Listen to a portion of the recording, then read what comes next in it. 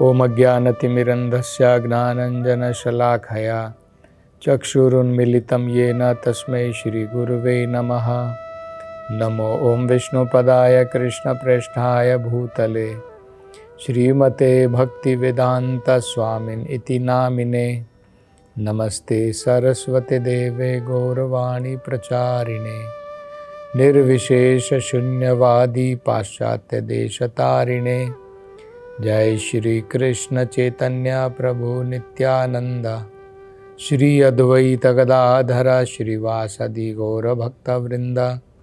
हरे कृष्णा कृष्ण कृष्ण हरे हरे, हरे राम राम राम हरे हरे। हरे कृष्णा। तो आगे नारद जी बताते हैं कि जब चंडवेग ने अपने सैनिकों के साथ मिलकर के राजा पुरंजन की उस शहर के ऊपर, पांचाल देश के ऊपर जब आक्रमण कर दिया, तो पांचाल देश में राजा पुरंजन का एक बहुत घनिष्ठ मित्र था, बहुत अच्छा दोस्त था। और ये जो उसका दोस्त था, एक सांप था, सर्प। इस सांप के 5 मुख थे और इन 5 मुखों के द्वारा उसने जो है अपने देश का, अपने पांचाल राज्य का बचाव करना प्रारंभ किया। तो ये क्या है, नारद जी आगे बताते हैं कि जब हमारे ऊपर समय का प्रभाव पड़ना प्रारंभ होता है, जैसे ही हम जन्म लेते हैं, हमारे ऊपर समय का प्रभाव प्रारंभ हो जाता है। जब हम इस संसार से परे हैं, जब हम आध्यात्मिक संसार में हैं, तब समय का हमारे ऊपर कोई प्रभाव नहीं होता है। लेकिन जब हम इस भौतिक संसार में आते हैं, जब जन्म लेते हैं, तो समय का प्रभाव चालू हो जाता है। आत्मा के ऊपर समय का कोई प्रभाव नहीं है। इसलिए तो भगवत गीता में बताया है, न जायते म्रियते व कदाचिन। आत्मा का कभी जन्म भी नहीं होता है, उसका कभी मरण भी नहीं होता है। मतलब आत्मा के ऊपर समय का कोई प्रभाव नहीं है। हमारे ऊपर समय का प्रभाव है, इसलिए एक दिन जन्म लेते हैं, एक दिन मर जाते हैं, एक दिन बुढ़ापा आता है, बीमारियां आती हैं। ये सब चीज़ें भौतिक संसार में चलती रहती हैं। शरीर के ऊपर समय का प्रभाव होता है। तो जब हम जन्म लेते हैं, तो इस शरीर के अंदर में आत्मा को, ये जो हमारे 5 प्रकार की प्राण वायु है, ये इसको घेर करके रखती है, इसका बचाव करती है इस शरीर के अंदर में।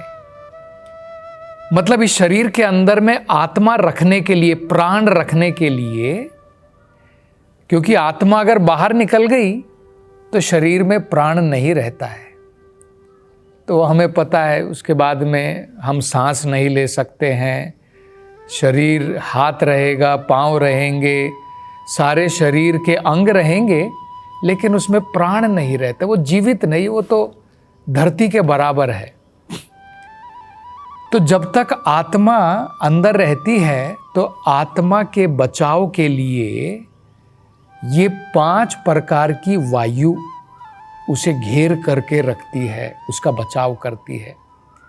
ये कौन सी वायु हैं? आयुर्वेद के अनुसार बताया है, प्राण वायु, अपान वायु, व्यान वायु, उदान वायु और समान वायु। तो ये 5 प्रकार की वायु, ये जो है हमारी सुरक्षा करती है। तो आगे नारद जी कहते हैं, क्योंकि ये सांप अकेला था जो इस देश का, इस राज्य का, इसकी सुरक्षा कर रहा था, क्योंकि ये अकेला मात्र था, तो कितने दिन 720 सैनिकों से लड़ सकता है? आप जरा सोचिए, आप अकेले हैं और आपको चारों तरफ से 720 सैनिक आपके ऊपर आक्रमण कर रहे हैं, तो आप अपना बचाव कैसे कर सकते हैं? कितने दिन तक करेंगे?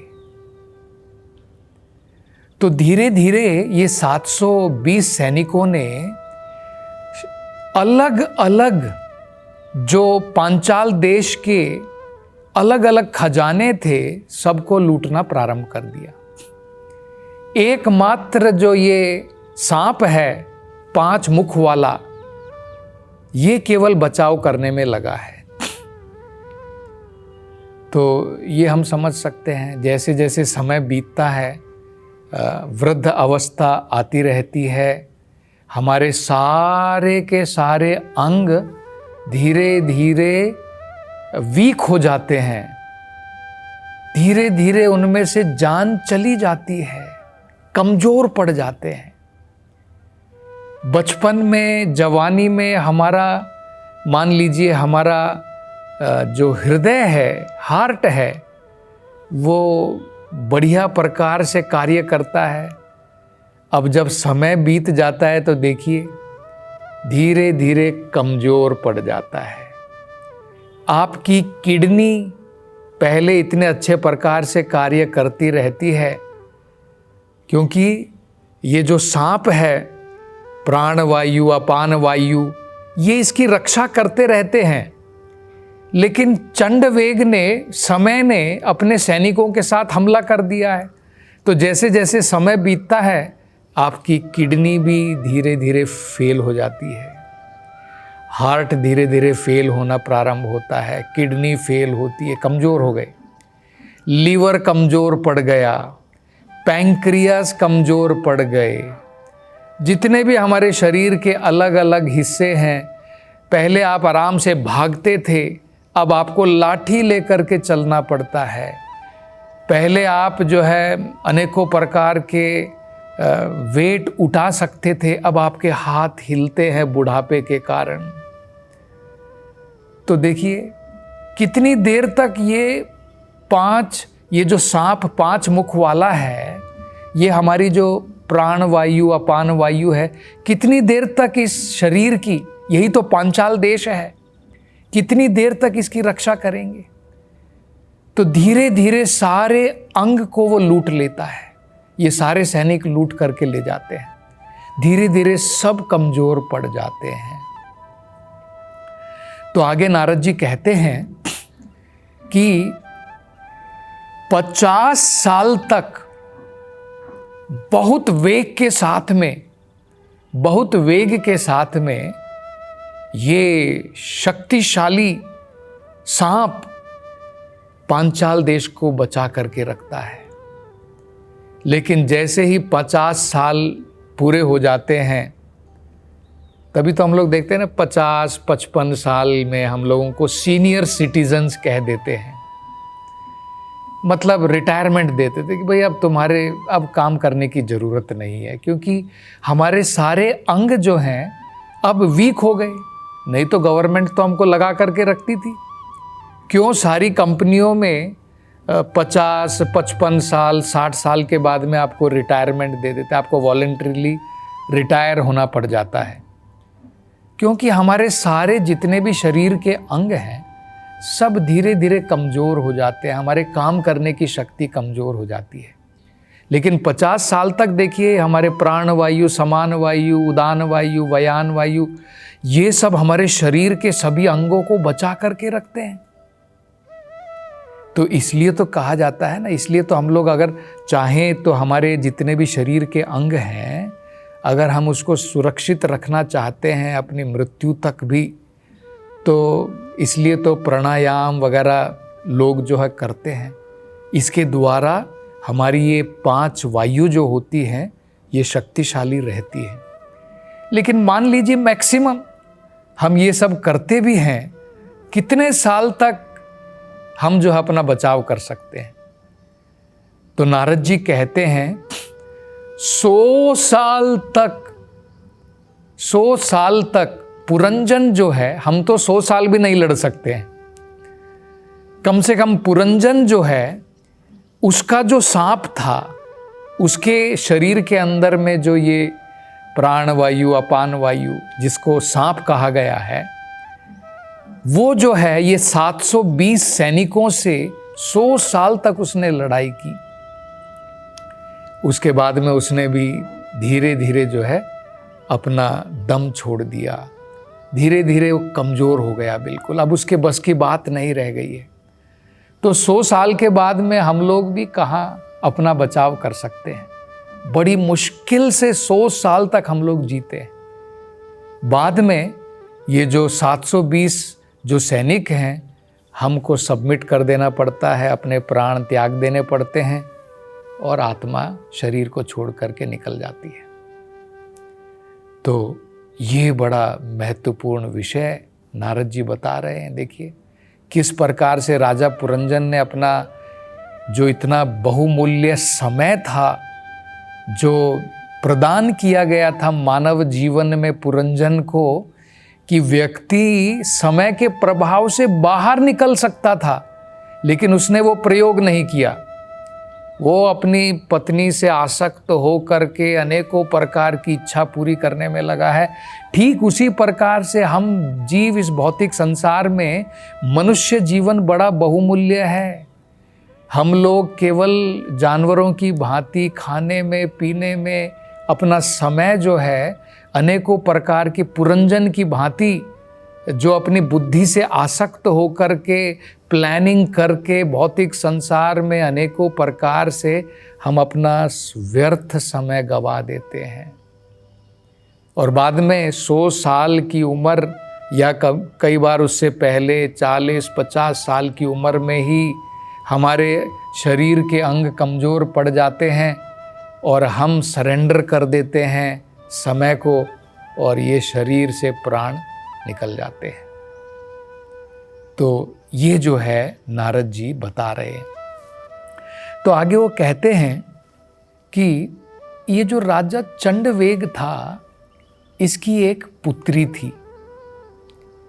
इसकी पुत्री का नाम था जरा। और ये जो राजा की पुत्री थी जरा, ये बहुत इसके मन के अंदर में एक लालसा थी कि वो जिसको भी देखती है अपने पति के रूप में स्वीकार करना चाहती है। इसका विवाह नहीं हुआ है और ये विवाह के योग्य है और ये अब विवाह करना चाहती है, बहुत उत्सुक है। तो राजा पुरंजन के पास में आई है और अब वो विवाह करना चाहती है, लेकिन इससे कोई विवाह नहीं करना चाहता है। क्यों? तो ये नारद जी आगे बताते हैं।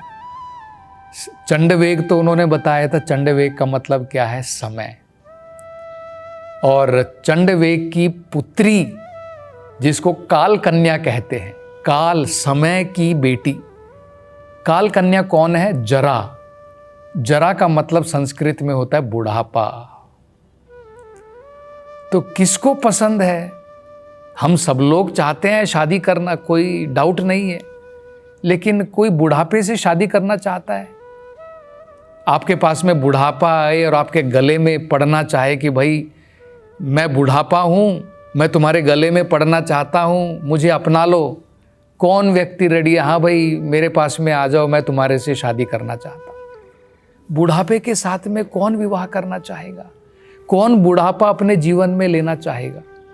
लेकिन देखिए बुढ़ापा कितना उत्सुक रहता है। समय बीतने के साथ में बुढ़ापा आना शुरू होता है, सफ़ेद बाल प्रारंभ हो जाते हैं, हमको साइन आ जाता है कि भाई तुम्हारा समय आने वाला है, हमको सिग्नल भगवान भेज देता है। लेकिन हम लोग जो है परवाह नहीं करते हैं। सफ़ेद बाल आ गए तो बार्बर की दुकान पर चले गए, काले बाल करवा लिए और हम लोग सोचते हैं कि बुढ़ापा चला गया है ना। झुर्रियाँ पड़नी शुरू हो जाती हैं तो हम लोग कॉस्मेटिक लगा लेते हैं और अनेकों प्रकार के एलोवेरा जेल मिलता है, ये मिलता है, फलाना ढिकड़ा, जिसके द्वारा हम लोग जो अपने बुढ़ापे को छुपाने का प्रयास करते हैं। झुर्रियाँ चली जाएं शरीर के अंदर से, कुछ ऑपरेशन करवा लें, अनेकों प्रकार से। लेकिन ये तो काल जो है, प्रकृति हमें एक सिग्नल भेज रही है कि भाई तुम्हारा टाइम पूरा होने वाला है, समय का अब तो सदुपयोग कर लो। लेकिन हम ठहरे निरे मूर्ख, हम लोग जो है फिर भी लगे रहते हैं कि नहीं, इसको छिपा देंगे, बुढ़ापे के जो लक्षण दिख रहे हैं उनको धीरे धीरे छिपा देंगे और अपने लगे रहेंगे अपने जो हम कार्यक्रम में लगे हैं। तो बुढ़ापे से कोई जो है शादी नहीं करना चाहता है। कौन व्यक्ति चाहता है कि मैं एक दिन बूढ़ा हो जाऊं? क्यों? क्योंकि जैसे ही बुढ़ापा आता है, 50 साल के बाद में, 50 साल तक हम लोग बढ़ते हैं, 50 साल के बाद में घटन प्रारंभ होता है। 40-50 साल तक हमारी एनर्जी, शक्ति बढ़ती रहती है, लेकिन उसके बाद में डिक्लाइन होता है, बाद में धीरे धीरे कमज़ोर पड़ना शुरू हो जाते हैं। ये जरा है। तो जरा जो है, काल कन्या, वो शादी करना चाहती है और बड़ी ही उत्सुक है शादी करने के लिए। तो अब आगे नारद जी जो है इस काल कन्या के बारे में किस प्रकार से राजा पुरंजन के गले में जो है वो वरमाला डालने के लिए बिल्कुल उत्सुक है, इसके बारे में आगे जो बताएंगे उसकी चर्चा हम अगली कथा में करेंगे। हरे कृष्णा। भगवान श्री कृष्ण के पवित्र धाम वृंदावन में एक भव्य मंदिर नई ऊंचाइयों को छू रहा है। वृंदावन चंद्रोदय मंदिर, जिसकी ऊंचाई 700 फीट होगी। इसमें होंगे शिखर, आलीशान मंडप, अन्नदान हॉल और कृष्ण लीला थीम पार्क। ये अभूतपूर्व परियोजना दुनिया भर में भारत की महान संस्कृति को प्रस्तुत करेगा। हम आप सबको ये सहर्ष सूचित करते हैं कि इसके प्रथम चरण का उद्घाटन शीघ्र ही होने वाला है। हम आपको भगवान श्री कृष्ण के मंदिर निर्माण में अपना सहयोग देने के इस अभूतपूर्व अवसर में भाग लेने के लिए आमंत्रित करते हैं। दान के लिए अभी संपर्क करें 7725977260 8585850033।